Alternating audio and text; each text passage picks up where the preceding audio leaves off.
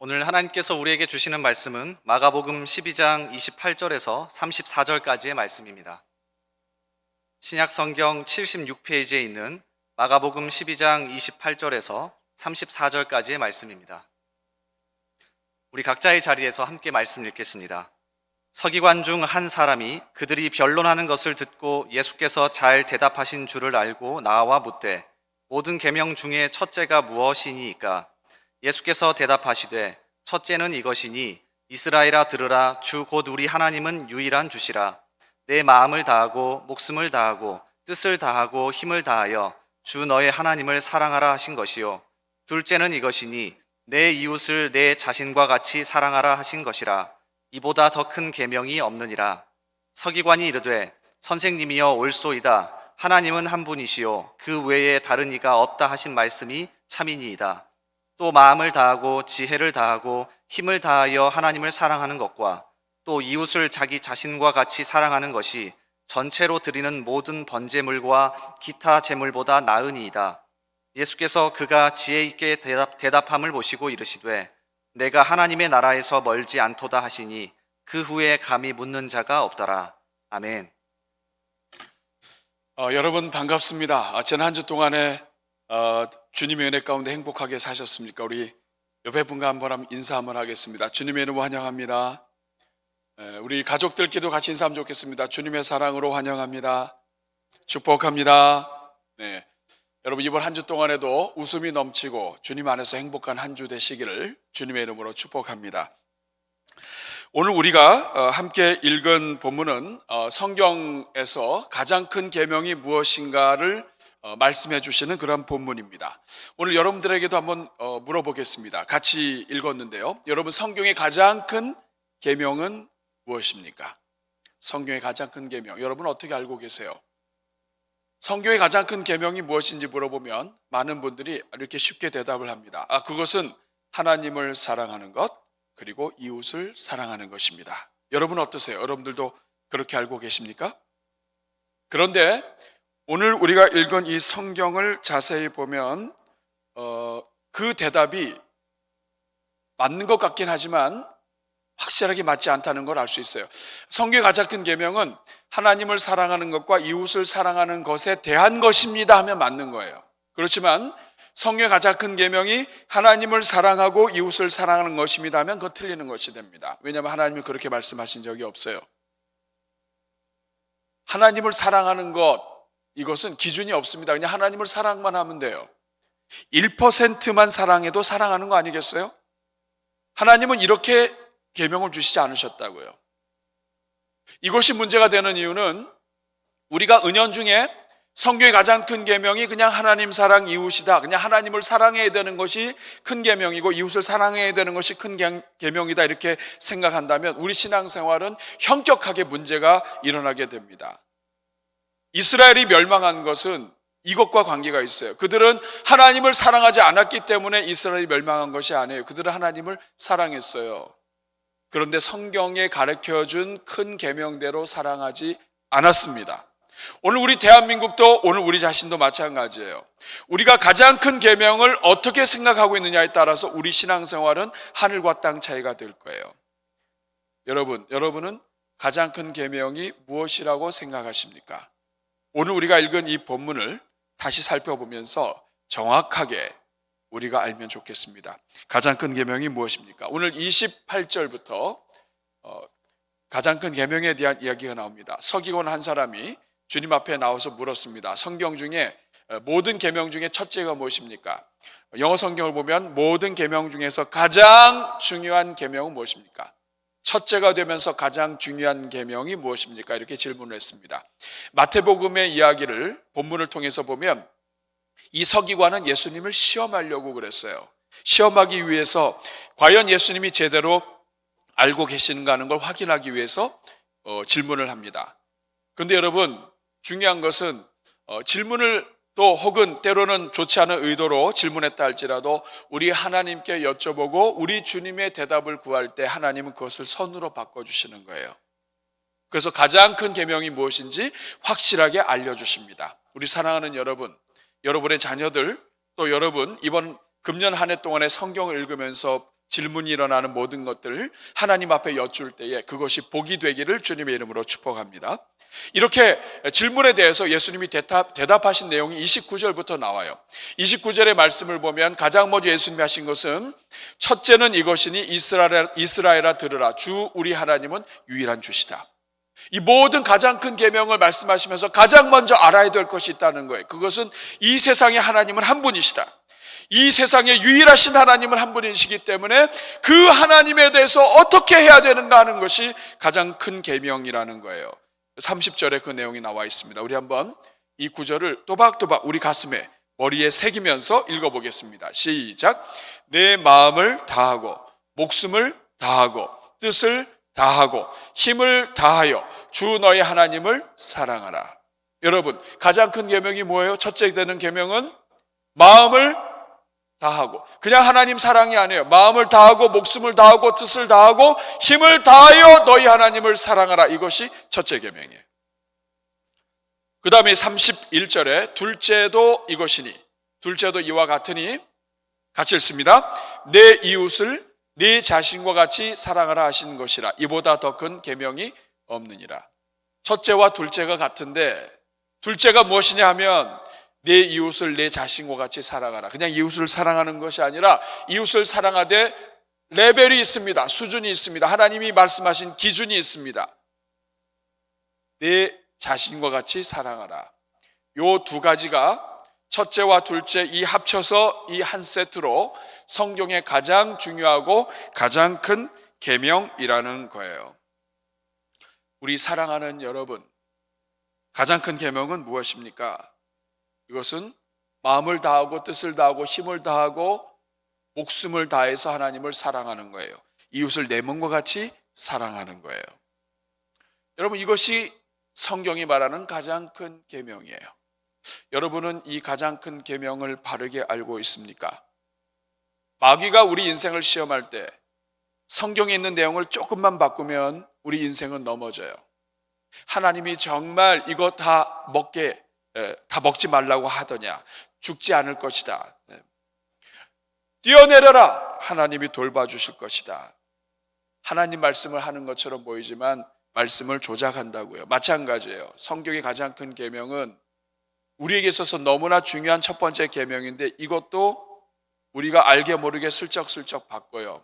하나님 사랑, 이웃 사랑. 아닙니다, 여러분. 성경의 가장 큰 계명은 하나님을 마음을 다하고 뜻을 다하고 목숨을 다하고 힘을 다해서 하나님을 사랑하는 거예요. 이웃을 나 자신처럼 사랑하는 거예요. 여러분, 이 첫 번째 계명은, 가장 큰 계명은 몇 가지 특징을 갖고 있습니다. 가장 큰 특징, 이것은 이미 구약에서 하나님께서 다 말씀해 주셨다는 거예요. 어느 날 예수님이 갑자기 오셔서 말씀하신 계명이 아니라 성경 전체를 통해서 이미 하나님이 과거에 말씀하신 것을 예수님께서 분명하게 정리해 주신 거예요. 정말 그런가 볼까요? 신명기 6장 4절 5절 말씀 우리 같이 읽겠습니다. 시작. 이스라엘아 들으라. 우리 하나님 여호와는 오직 유일한 여호와이시니 너는 마음을 다하고 뜻을 다하고 힘을 다하여 네 하나님 여호와를 사랑하라. 이미 여러분 10계명을 주시면서 하나님이 주신 말씀이에요. 먼저 이미 하나님이 우리에게 주신 말씀, 그걸 우리가 잘 모르고 있는 겁니다. 뿐만 아니라 레위기 19장 18절을 보면 이웃을 사랑하라는 말씀도 나와 있어요. 같이 읽어보겠습니다. 원수를 갚지 말며 동포를 원망하지 말며 내 이웃 사랑하기를 네 자신과 같이 사랑하라. 나는 여호와이니라. 어떤 학자들은 우리 예수님이 오셔서 사랑을 얘기하셨고 그전에는 사랑이 없었다고 이야기합니다. 구약의 하나님은 사랑이 없는 하나님인데 신약의 하나님이 오셔서 사랑이 나타났다. 아닙니다, 여러분. 하나님은 처음서부터 사랑으로 인생을 지으시고 인생과 교제하기 위해서 인생을 이끌어 가시며 인생을 구원하시고 사랑하시고 복 주시기 원하며 계속해서 이끌어 오신 하나님이에요. 그리고 여러분, 이 가장 큰 계명의 두 번째 특징은 이것은 예수님을 통해서 아주 분명하게 명시되었다는 거예요. 우리가 신앙생활하는 데 있어서 이 서기관의 질문에 대답하시면서 성경 전체에 우리에게 오늘 이 시대를 살아가는 성도들에게 분명하게 가장 큰 계명, 가장 중요한 계명이 무엇인지를 지금 알려주신다는 거예요. 무엇부터 해야 될지, 신앙생활하는 데 있어서 가장 중요한 게 무엇인지, 어디에 초점을 맞추면서 신앙생활을 해야 되는지 알려주시는 거예요. 분명히 말씀하시면서 우리에게 아주 분명한 사실을 깨닫게 해주십니다. 그것은 마가복음 12장 31절 뒷부분에 보면 이보다 더 큰 계명이 없어요. 이 계명을 제껴놓고 다른 계명을 지키면서 하나님을 나는 사랑했고 나는 신앙생활 잘한다고 할 수 없어요. 이거 실패하면 신앙생활이 끝나는 거예요. 정말 그런가요? 마태복음 22장 40절의 말씀을 보면 분명하게 나와 있습니다. 이 두 계명은 온 율법과 선지자의 무엇이다? 하나님 은혜 가운데 강령이라고 나와 있습니다. 이 강령은 매달려 있다는 뜻이에요. 모든 율법과 선지자의 말씀, 구약 성경을 통해서 주신 모든 성경이 어디에 매달려 있는가? 이 가장 큰 계명에 매달려 있다는 거예요. 하나님을 마음을 다하고 뜻을 다하고 힘을 다하고 목숨을 다해서 하나님 사랑하고 이웃을 나 자신처럼 내 몸처럼 사랑하는 이것 위에 성경의 모든 말씀이 다 쌓여져 있다는 뜻입니다. 이 말은 직역을 하면 모든 율법과 선지자 성경책 전체가 이 두 계명에 매달려 있고 이 계명은 모든 성경을 지탱해 주는 말씀이라는 거예요. 기초가 된다. 그러므로 이 말씀을 제대로 순종하지 않고는 성경 전체를 지킬 수도 없고 성경 전체를 이해하지 못한 것이 된다는 뜻이에요. 우리 사랑하는 여러분은 가장 큰 계명, 하나님을 마음을 다하고 힘을 다하고 목숨을 다하고 뜻을 다해서 사랑하고 이웃을 내 몸같이 사랑하는 이것을 제대로 지키고 있습니까? 바로 알 뿐만 아니라 제대로 지키고 있습니까? 이것이 열리지 않으면 우리 인생이 열리지 않고 성경이 열리지 않는 거예요. 그러면 오늘 두 번째로, 그러면 도대체 이거 어떻게 지켜야 된다는 거예요? 그러면 우리가 하나님을 대충 사랑하는 것이 아니라 이렇게 사랑으로 얘기했다면 도대체 어느 수준까지 우리가 사랑해야 되는 거예요? 가장 큰 계명은 오늘 30절에 정확하게 이야기를 하고 있습니다. 네 가지로 이야기를 하고 있어요. 첫째는 내 마음을 다하고, 그다음에는 목숨을 다하고, 뜻을 다하고, 그리고 힘을 다하여 하나님을 사랑해라. 이 네 가지입니다. 첫 번째가 이 마음을 다하는 거예요. 마음을 다하고. 여러분, 이 마음은 카르디아라고 하는 말인데 이것은 우리의 이 가장 중심을 이야기합니다. 우리의 그 모든 것 속에 아무도 들어올 수 없는 가장 큰 중심. 사람들은 우리를 봐도 이 속을 알 수 없는 이 가장 깊은 곳, 감정과 열정과 의지와 결심의 자리가 되는 이 마음을 다하여 사랑하라는 거예요. 여기서 이 다한다고 하는 것은 전부를 의미합니다. 모든 마음, 전심으로 하나님을 사랑하는 거예요. 모든 마음의 구석에도, 어느 한 구석에도 하나님 사랑하는 것이 없는 상태가 없도록. 이것은 우리 신앙생활은 입으로 하는 것도 아니고 머리로 하는 것도 아니고 마음에서부터 모든 것이 나와야 한다는 것을 이야기합니다. 가장 깊은 곳에서부터 진심으로 전심으로 하나님을 사랑하는 것이 하나님 사랑의 출발점이라는 뜻이에요. 겉으로 아무리 하나님을 사랑한다고 해도 이 중심이 하나님을 전심으로 사랑하지 않으면 안 된다는 거예요. 하나님은 그래서 이런 마음으로 사랑하는 것이 무엇인지를 우리 역사를 통해서 보여주셨습니다. 하나님께서 예수님을 통해서 하나님이 얼마나 사랑하시는지를 직접 우리가 볼 수 있도록 해주셨어요. 하나님은 예수님께서 이 땅에 오셔서 탕자의 비유를 얘기하십니다. 이 하나님 아버지가 어떤 분이냐? 하나님을 싫다고 하고 밉다고 하고 하나님 없는 걸로 살자고 해서 떠난 그 자식, 아버지를 완전히 잊어버리고 아버지 없이 인생 살겠다고 한 그 자식이 나간 순간부터 계속해서 문 밖에서 기다리시면서 그 아들을 기다리시는 분이 하나님이라고 하는 것을 알려줘요. 하나님은 마음 깊은 곳에서부터 우리를 사랑하시는 분이시다. 심지어는 그 아들이 돈을 다 쓰기까지, 모든 재산과 이것들을 다 탕진하고 이제는 정말 모든 것을 날리기까지 얼마나 많은 시간이 있었겠어요. 그런데도 아버지는 계속 나가서 기다리십니다. 그 아들이 나중에 돌아와서 아무것도 없는데, 이 세상 사람들은 누군가가 사랑했다가 변심하거나 그러면 쳐다도 안 봐요. 그런데 우리 하나님은 그 아들이 오는 것을 멀리서 오는 것을 보고 달려가셔요. 그리고 가슴으로 끌어안아요.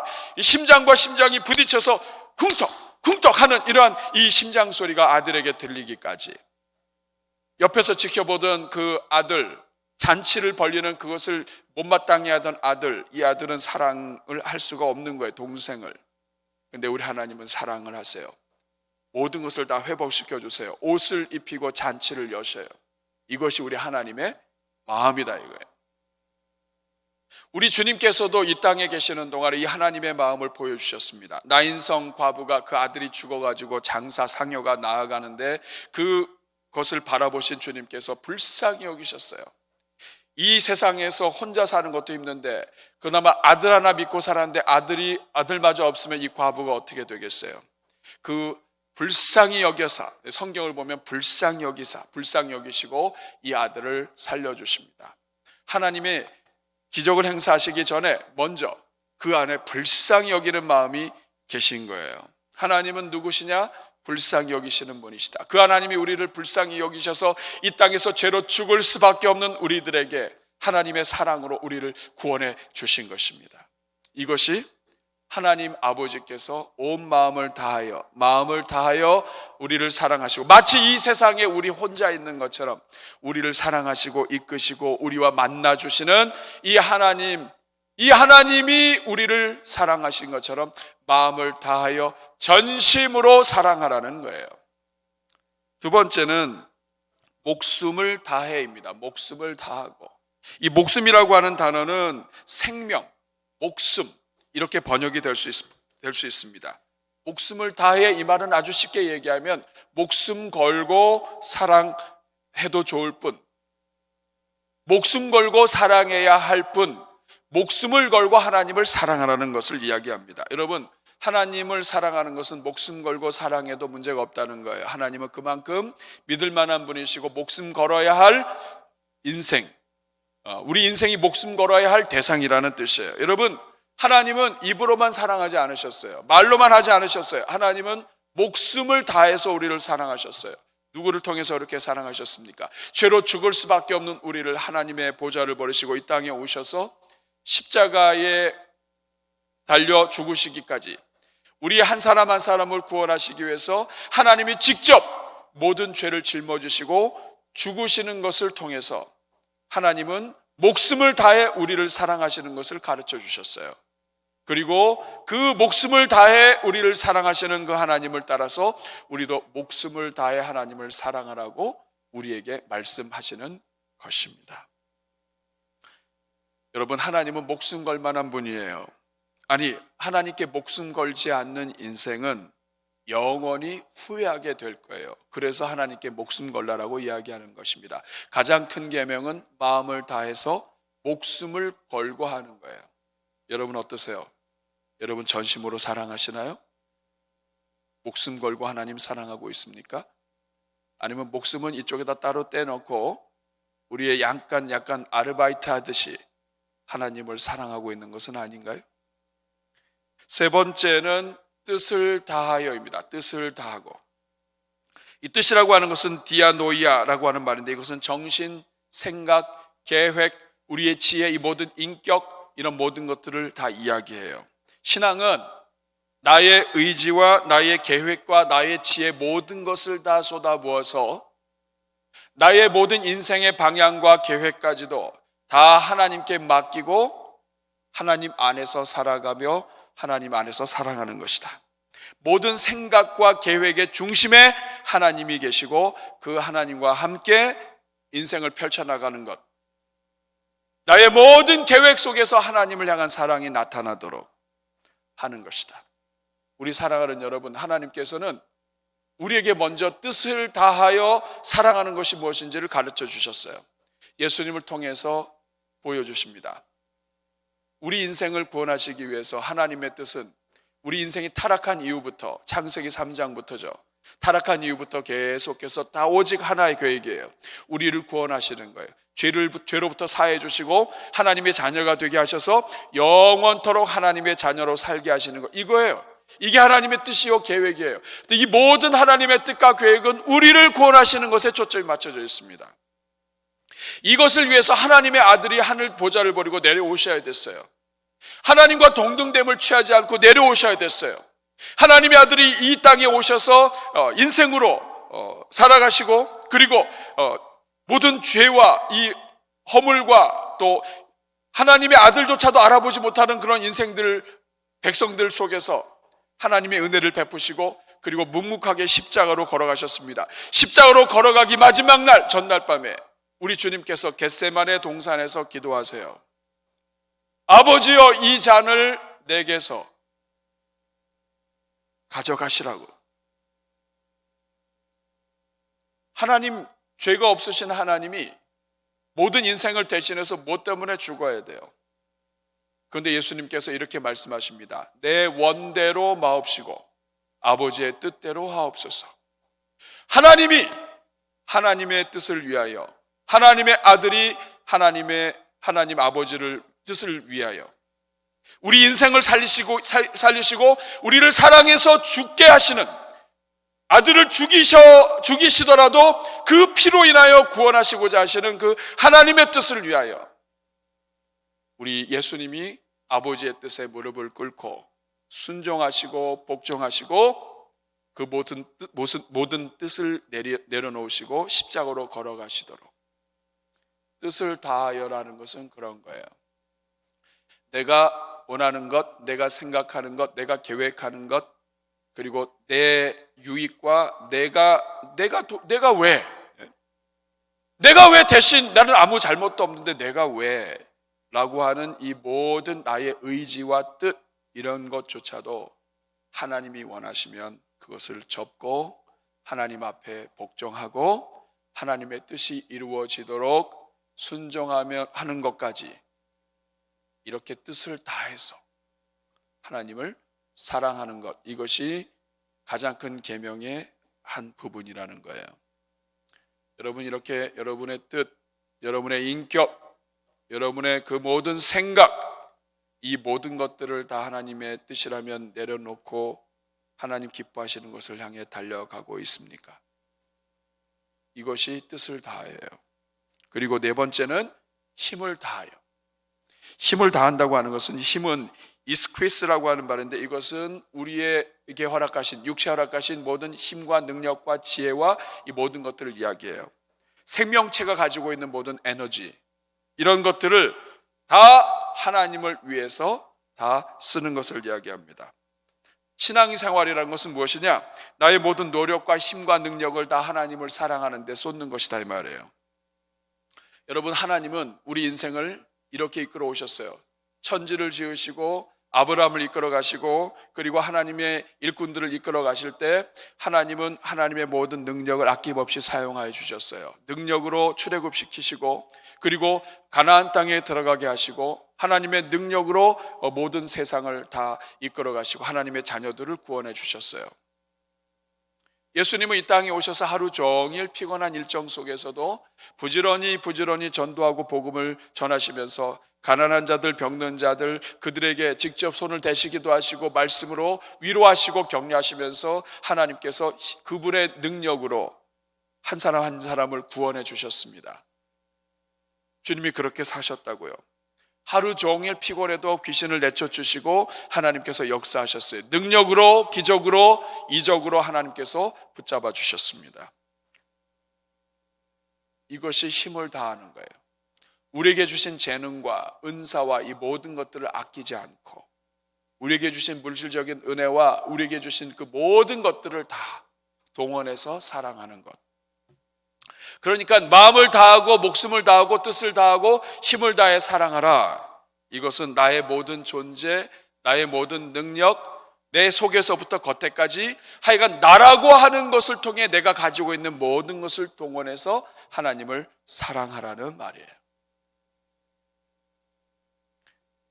내 것으로, 내게 주신 모든 것으로 하나님을 사랑해라. 이것이 첫째 계명입니다. 그리고 둘째도 이와 같으니, 둘째는 내가 나를 위해서 정말 아끼고 사랑하고 뭐라도 하나 살짝 찔리면 그것 때문에 반응하고, 그리고 가장 좋은 곳으로 먹이고 가장 좋은 곳으로 입히고 싶고, 그리고 늘 보호하고 하는 것처럼 이웃도 그렇게 사랑하라. 여러분 어떠세요? 이게 첫 계명이에요. 여러분 절망스럽지 않아요? 여러분 이거 지킬 수 있겠습니까? 여러분 우리가 과연 이 계명 지킬 수 있겠어요? 어떠세요 여러분? 대답을 해보세요. 이거 지킬 수 있겠어요? 한마디로 이야기하면 지키기 어렵습니다. 이게 첫째 계명이면 어떻게 해요? 근데 여러분 이거 지켜야 됩니다. 몇 가지 이유 때문이에요. 가장 먼저 이것이 살 길이기 때문이에요. 우리 하나님이 정말 창조주 하나님이시고, 우리 하나님이 정말 우리 인생을 지으셨고, 우리 인생의 모든 복을 하나님이 주관하신다면 성경의 가장 큰 계명 제껴놓고 우리가 복받을 수 없습니다. 그 무엇을 해도, 이거 제껴놓고 무엇을 해도 성공할 수 없어요. 그러니까 나를 위해서라도 하나님을 사랑해야 돼요. 하나님을 전심으로 성경에 나와 있는 큰 계명대로 사랑하지 않고는 우리가 복된 길 못 걸어가요. 또 하나, 그러나 그럼에도 불구하고 이것을 우리가 지킬 수 있는 것은 하나님께서 먼저 우리를 사랑하시고, 우리 삶 속에서 사랑하면, 하나님의 은혜를 받으면 사랑할 수 있는 힘을 얻도록 하나님이 역사하신다는 거예요. 뿐만 아니라 우리가 늘 성령과 동행하게 하시고, 우리가 성령 충만할 때는 불가능하다고 생각되는 것까지도 가능할 수 있도록 하나님 우리를 계속 마음을 이끌어 가신다는 거예요. 왜냐하면 이것이 복된 길이기 때문에. 하나님께서 우리를 마음과 뜻과 목숨과 생명과 힘을 다해서 사랑하라고 하신 것은 하나님이 먼저 그렇게 하셨기 때문인데, 그 예수님을 만나면, 그 하나님을 만나면 이것이 부담스러워지지 않게 돼요. 은혜를 받으면 우리가 더 많이 드리게 돼요. 여러분 중에는 다 그런 경험이 있을 겁니다. 과거 하나님의 은혜를 받고 하나님 그 은혜 때문에 정말 내가 뭔데 하면서 날아갈 것 같은 그런 기쁨으로 그 하나님께 정말 힘을 다해서 드리려고 했던 그 순간들이 잠깐이라도 있었을 거예요. 우리는 알아요. 우리가 사랑하면 이게 이렇게 하기 때문에 사랑이 아니라 사랑하면 이렇게 된다는 거 알아요. 남녀가 서로 만나서 사랑하게 되면 그 모든 시간, 마음, 목숨, 뜻, 그리고 힘, 모든 것을 다 동원해서 다 쏟아붓게 되어 있어요. 하나님 우리한테 마음과 뜻과 정성과 힘과 능력과 이 모든 것들을 다 동원해서 하나님을 사랑하는 것이 무엇인지를 우리에게 알려주셨다고요. 우리가 사랑하면 이게 다 가능하다고요. 그러므로 하나님을 정말 깊이 사랑하게 해 주옵소서라고 하는 이러한 기도와 성령의 은혜를 우리가 붙잡고 있으면 하나님은 결국 우리를 그렇게 인도해 주실 것이라는 말씀입니다. 여러분 지금까지 말씀드린 내용이 오늘 본문의 핵심이에요. 성경의 가장 큰 계명은 하나님 사랑, 이웃 사랑이 아니고 마음과 뜻과 힘과 정성과 목숨을 다해서 하나님을 사랑하는 거예요. 이웃을 내 몸같이 사랑하는 거예요. 이게 가장 큰 계명이에요. 이거 잘못 붙잡으면 우리 성경 전체가 무너집니다. 그러면 이 가장 큰 계명을 통해서 오늘 우리에게 하나님이 주시는 말씀, 우리가 금년 한 해를 살면서 우리가 붙잡아야 될, 정리해야 될 말씀이 무엇입니까? 오늘 이것을 통해 하나님 우리에게 주시는 메시지가 뭐예요? 오늘 여러분들과 이것을 나누면서 말씀을 마무리하려고 그래요. 첫째, 인생은 무엇에 달려있다? 인생은 사랑에 달려있다. 사랑에 달려있다. 여러분 가장 큰 계명으로 주신 것이 두 가지인데, 하나는 마음과 뜻과 목숨과 생명과 힘을 다해서 하나님을 사랑하는 것, 이웃을 내 몸같이 사랑하는 건데, 이 둘의 결론은 뭐냐면 사랑하는 거예요. 가장 큰 계명은 사랑하는 거예요. 여러분 이 말은 뭐냐면, 이제 하나님 안에 들어와 있다면, 인생을 예수 그리스도 안에서 다시 시작한다면 이제는 사랑하는 데 투자하라. 사랑하는 인생이 되어야 한다는 것을 이야기해요. 다시 말하면 신앙생활은 사랑하는 거예요. 예수님을 믿는다, 이것은 사랑하는 거예요. 하나님을 내가 전심으로 믿는다, 사랑하는 거예요. 내가 구원받았다, 이건 사랑하는 거예요. 여러분, 진짜로 사랑하면 예뻐진다고 그래요. 이거는 닥터들도, 의사들도 얘기하는 말입니다. 사랑을 하면 턱이 올라가고, 그리고 자세가 바르게 된대요. 사랑하면 도파민이 분비가 되면서 막 사람이 행복하게 되고, 그리고 엔돌핀이 나와서 미소도 나오고 웃기도 하고, 또 눈이 막 반짝이고, 그리고 콜라겐도 나와서 막 피부도 좋아지고, 사랑하면 별게 다 좋아지는 거예요.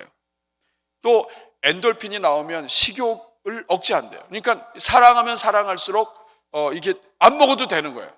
그러니까 못 먹어도 되는 거예요. 아무리 경제가 힘들고 어려워도 못 먹어도 사랑하면 살 수 있게 만든 것이 인간이다, 이 말이에요. 반대로 스트레스가 많으면 많이 먹습니다, 사람이. 희한하죠. 사랑하면 여유가 생겨요. 목적이 생겨요. 사랑하면 모든 것이 달라져요. 여러분, 아무리 힘들고 어려워도 사랑하면 버텨요. 이 어려운 시기를 넘어가는 것, 인생의 고난을 넘어가는 것, 이것은 사랑과 관계가 있는 거예요. 하나님은 사랑이신데, 이 사랑의 하나님이 우리 인생을 지으실 때 사랑하도록, 사랑해야만 복을 누리도록, 사랑을 통해서 모든 것이 채워지도록 만드셨음을 의미합니다. 세상 사람들도 사랑이 좋은 거 알아요. 독일 출신의 심리학자인 에리 프롬은 사랑은 인간 존재의 문제에 대한 사리분별이 있으며 만족스러운 유일한 해답이다. 사랑이 해답이다, 이 말이에요. 세상 사람들도 알아요.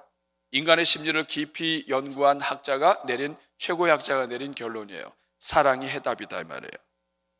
그러므로 인생의 위기는 사랑이 없음에 있습니다.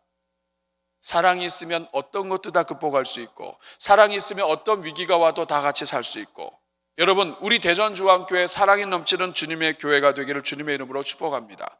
사랑이 있으면, 사랑을 받으면 사람이 복되게 돼요. 어렸을 때부터 이렇게 사랑을 받은 사람은 생각과 이 모든 것들이 달라요. 풍성해요. 사랑을 받으면 어지간한 것, 나를 욕하고 그래도 사랑이 충만하고 하면 그거 다 용서가 돼요.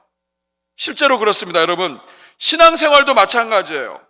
가장 큰 계명이 마음과 뜻과 힘과 목숨을 다해서 사랑하라. 이것은 이제는 예수 믿었다, 신앙생활을 한다, 하나님 믿는다, 이것은 이제는 사랑하는 인생으로 우리 주님이 초대하시는 거예요. 베드로전서 4장 8절 말씀을 보면 무엇보다도 서로 뜨겁게 사랑할지니 사랑은 허다한 죄를 덮느니라. 인간의 문제가 다 죄로부터 나오는데 이 죄를 덮는 것이 무엇이냐? 사랑이다, 이 말이에요. 그러므로 여러분, 인생의 문제는 사랑의 문제입니다. 그리고 가장 큰 계명이 우리에게 알려주시는 것, 인생은 사랑에 달려있다는 거예요. 예수님 믿는 것은 무엇이냐? 사랑하는 사람이 되라는 뜻이에요. 사랑으로 초대하시는 것입니다.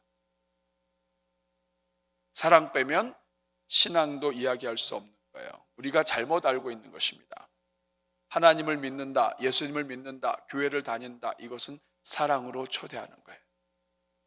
저는 2021년도에 여러분들에게 사랑이 부어지기를 주님의 이름으로 축복합니다. 두 번째, 오늘 본문을 통해서 하나님이 알려주시는 것은 사랑으로 초대했지만 가장 사랑해야 될 여러 가지 중에서 가장 우선순위로 사랑해야 될 것이 무엇인가 하는 것이 오늘 본문에 나와요. 하나님을 사랑하는데 목숨 거는 것이 신앙생활이다. 신앙생활은 내 목적, 여러 가지 내가 좋아하는 취미, 내가 좋아하는 스타일, 이 모든 것들도 다 우리가 아끼고 사랑하지만 하나님을 사랑하는데 목숨 거는 것, 하나님의 뜻을 이루는데 목숨 거는 것, 온 마음을 다해서 온 힘을 다해서 하나님을 사랑하는데 목숨 거는 것이 신앙생활이다, 이 말이에요. 가장 큰 계명이 정말 뜨겁게 하나님을 사랑하라는 것은 하나님에게 최고의 우선순위를 둬라, 이 말입니다. 여러분, 우리가 사람을 사랑하고 다른 거 사랑하는데 다 한계가 있어요. 여러분, 사람 사랑해 보셨죠? 정말 불쌍히 여기고, 그래서 불쌍해서 사랑하고 또 사랑하고, 나한테 해주는 거 없어도 계속 불쌍해서 사랑하고 했는데 그 사람은 사랑해줘야 될 대상이지 그것으로 인해서 너무 큰 걸 기대할 수 없는 대상이에요. 오히려 너무 많이 사랑해줬는데 배신하면 더 그 배신감이 커요.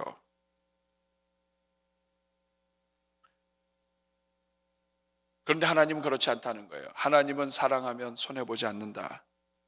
죽기 살기로 하나님을 사랑하는데 목숨을 거는 것이 유익이다. 목숨 걸어도 좋다.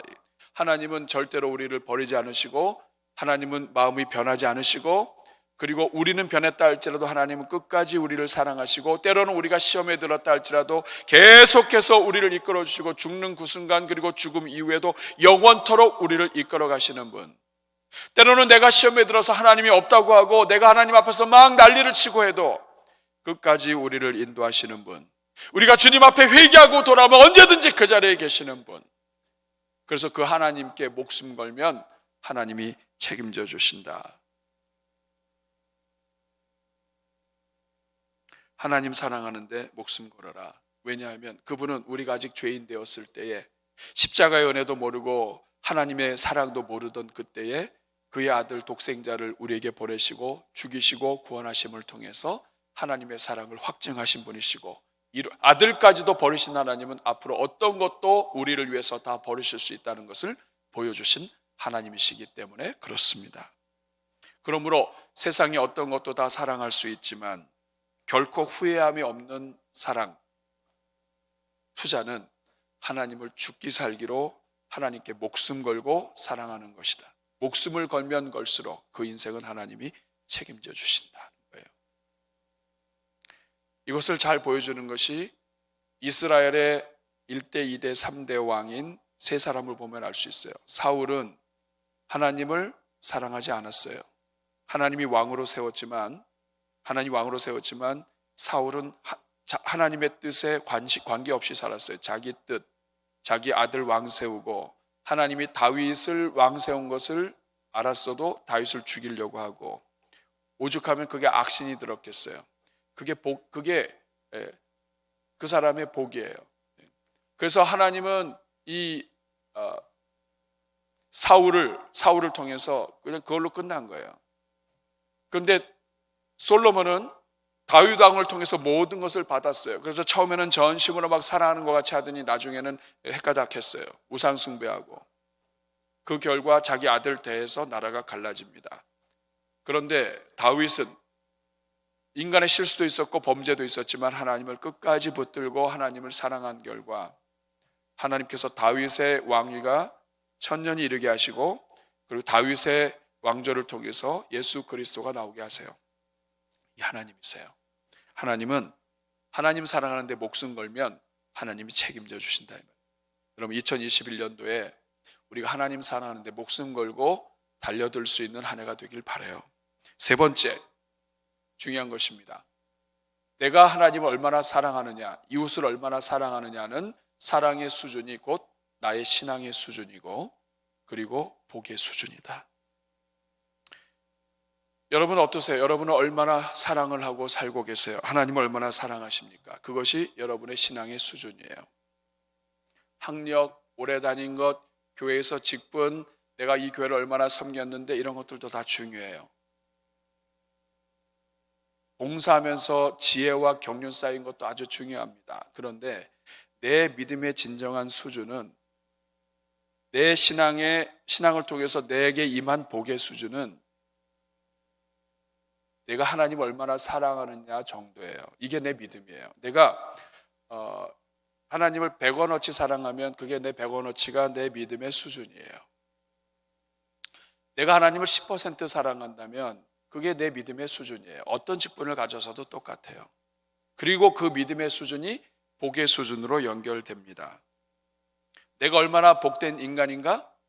내가 하나님을 얼마나 사랑하느냐 하는 것과 달려 있어요. 내가 정말 전심으로 하나님을 사랑하면 하나님은 천대까지 은혜를 베푸세요.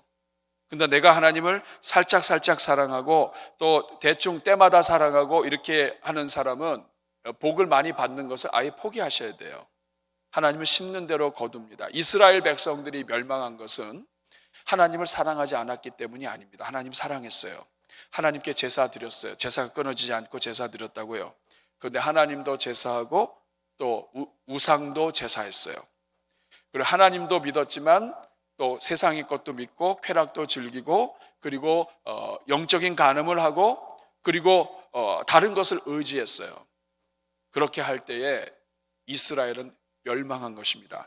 이것이 금년도 주제예요. 너희 입을 크게 열라. 하나님을 향해서 너희 입을 크게 열라는 말은 전심으로 하나님을 부르짖고 전심으로 하나님만을 바라보는 것을 이야기해요. 이스라엘 백성은 하나님을 바라보지 않아서 죽은 것이 아니에요. 망한 것이 아니에요. 하나님만 전심으로 죽기 살기로 매달리지 않아서 망한 거예요. 오늘 똑같습니다. 우리 복의 수준도 이와 똑같아요. 내가 적절한 문화적인 수준으로 교양으로 예수님 믿으면서 적절하게 교회 생활하면서 내가 어느 요 정도 선에서 이거 하나님이 아주 싫어하세요. 복을 못 받습니다. 이건 전심으로 하나님을 사랑하는 것이 아니고 첫 번째 계명부터 잘못된 거기 때문에 이 신앙은 공중 누각처럼 무너지기 쉽습니다. 가장 복의 근원이 되신 하나님을 믿으면서 복 없이 살아가는 길을 걸어가고 있는 거예요. 이스라엘과 똑같이 되는 것입니다. 여러분, 적당주의라고 하는 말이 있어요. 적당주의란 이를 어물어물 요령만 피워서 두루뭉실하게 적당히 해치우는 거예요. 적당주의는 사회에 큰 피해를 줍니다. 온갖 종류의 부실공사, 세월호 사건, 그리고 여기저기에서 일어나는 모든 일들 다 적당주의와 관계가 있어요. 적당주의는 나만 망치는 것이 아니라 다른 사람의 생명도 망쳐요.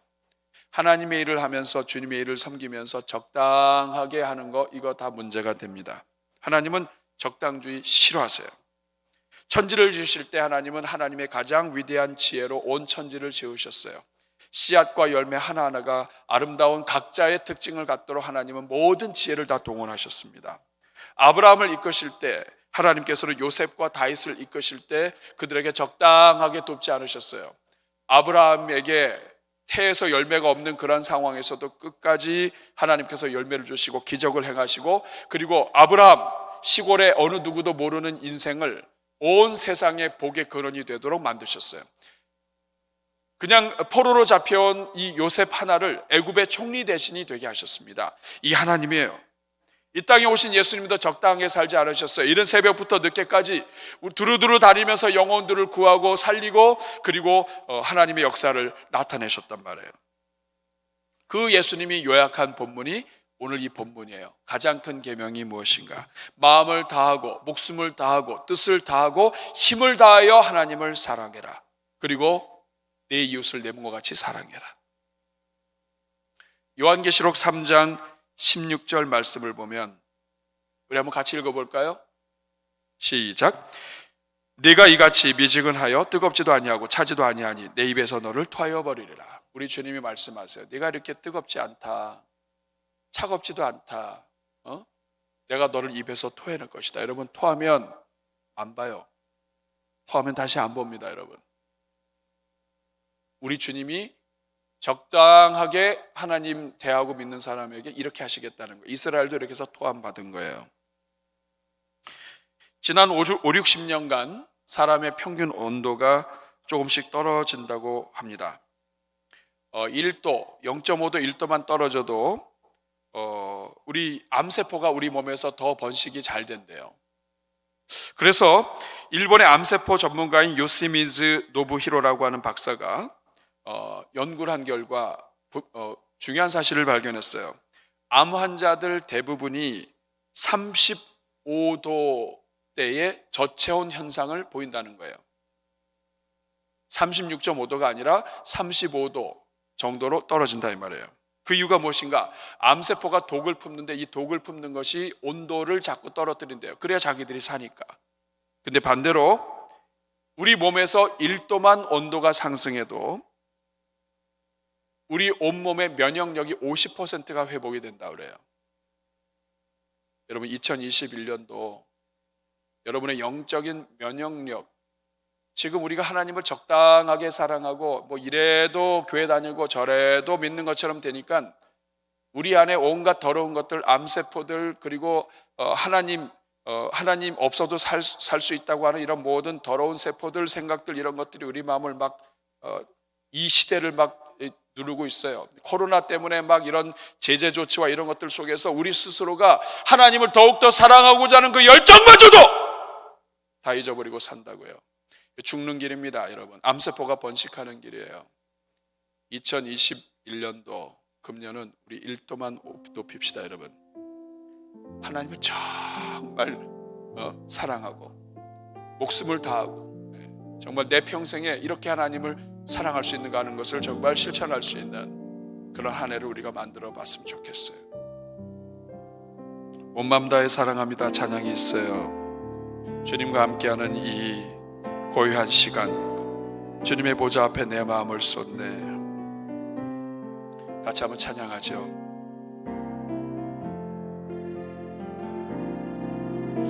주님과 함께하는 이 고요한 시간, 주님의 보좌 앞에 내 마음을 쏟네. 모든 것 아시는 주님께 감출 수 없네. 내 마음과 정성 다해 주 바라나이다. 나 염려하지 않아도, 나 염려하지 않아도 내 슬 것 아시니. 나 오직 주의 얼굴 구하게 하소서. 다 이해할 수 없을 때라도 감사하며 날마다 순종하며 주 따르오리다. 온 맘 다해, 온 맘 다해 사랑합니다. 온 맘 다해 주 알기 원하네. 내 모든 삶 당신 것이니 주만 섬기니.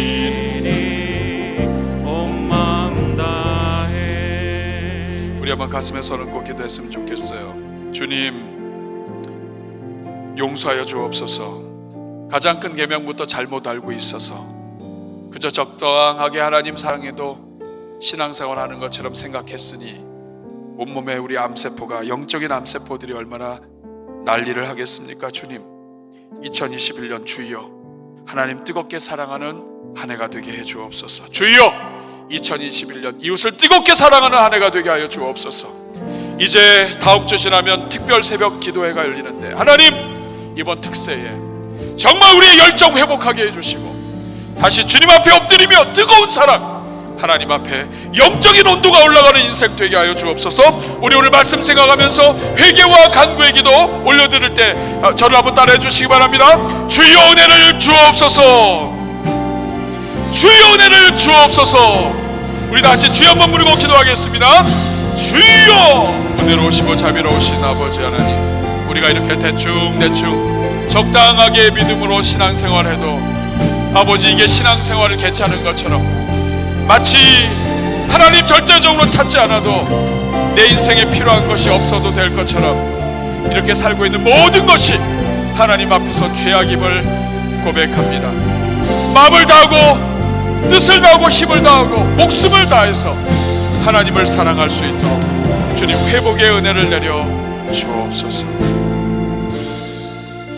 자비로우신 주님, 우리의 무지가 성경을 제대로 알지 못하는 것이 우리를 병들게 하고 영적으로 죽이는 것을 깨닫게 해주시니 감사합니다. 2021년도 정말 온 맘 다해 하나님을 사랑하도록 정말 그렇게 우리 자신을 드리는 한 해가 되게 해 주옵소서. 아버지, 코로나 사태 속에서 정말 이 전국적으로 국가의 제재 속에서 혹시라도 성도들 하나님을 뜨겁게 사랑하고 기도하는 것조차 잊어버리고 살고 있습니까? 하나님, 이것이 영적인 죽음의 길이라는 것을 깨닫고 어떻게 하면 하나님을 더욱더 깊이 사랑할 수 있는지 하나님 앞에 엎드리기 시작하는 회개와 부흥의 은혜를 허락하여 주옵소서. 예수님의 이름으로 축복하며 기도하옵나이다. 아멘.